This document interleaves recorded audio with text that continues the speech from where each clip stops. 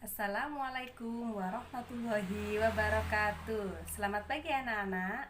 Bertemu lagi dengan Bu Nopi dalam pembelajaran IPA. Sebelum kita mulai pembelajaran kita, mari kita berdoa bersama-sama supaya pembelajaran kita mendatangkan manfaat. Berdoa, mulai. Selesai. Sudah siapkan alat tulisnya?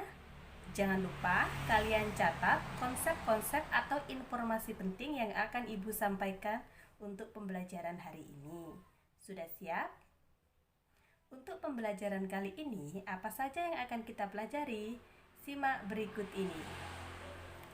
Di alam banyak sekali objek yang bisa kita amati. Pada pertemuan sebelumnya, Ibu sudah meminta kalian untuk mengamati seekor burung yang ada di atas pohon. Nah, Ibu juga sudah pernah memberikan kalian tugas mengamati ciri-ciri anggota keluarga yang ada di rumah kalian. Untuk melakukan proses pengamatan, kita membutuhkan ukuran dari objek yang kita amati. Nah, ukuran dari objek yang kita amati ini bisa kita ketahui melalui proses yang namanya pengukuran. Apa sih yang disebut pengukuran? Bagaimana cara kita mengukurnya? Dan apa saja yang dipelajari dari materi pengukuran ini? Mari kita pelajari bersama-sama. Jika kamu mengukur, maka kamu membutuhkan alat ukur yang sesuai dengan objek yang akan kamu ukur. Misalnya, kamu mau mengukur tinggi tanaman jagung. Kira-kira alat apa yang sesuai yang digunakan untuk mengukur tinggi tanaman jagung tersebut? Tahukah kalian alat apa yang digunakan untuk mengukur tinggi tanaman jagung? Tahukah kalian satuan apa yang digunakan dalam alat ukur? Tahukah kalian bahwa yang kalian ukur disebut dengan besaran? Dari tayangan sebelumnya, dapatkah kalian mengidentifikasi satuan baku dan tidak baku? Apa saja? Pengukuran dengan satuan baku memerlukan alat ukur yang baku juga. Untuk lebih jelasnya, silahkan perhatikan tabel berikut ini. Apa saja yang perlu kamu ketahui dalam proses pengukuran? Yang pertama, besaran. Yang kedua, satuan. Yang ketiga, alat ukur. Segala sesuatu yang bisa kita ukur dan dinyatakan dengan angka kita sebut sebagai besaran, di mana besaran ini dibagi menjadi dua macam. Yang pertama, besaran pokok. Yang kedua, besaran turunan. Dalam IPA, kita menggunakan satuan sistem internasional atau bisa kita singkat SI. Dalam satuan SI terbagi menjadi dua, yakni yang pertama satuan MKS, yang kedua satuan CGS. Dalam menggunakan satuan, kita bisa mengubah satu satuan ke satuan yang lain yang disebut konversi satuan. Sebagai contoh, 1 kilometer sama dengan berapa meter?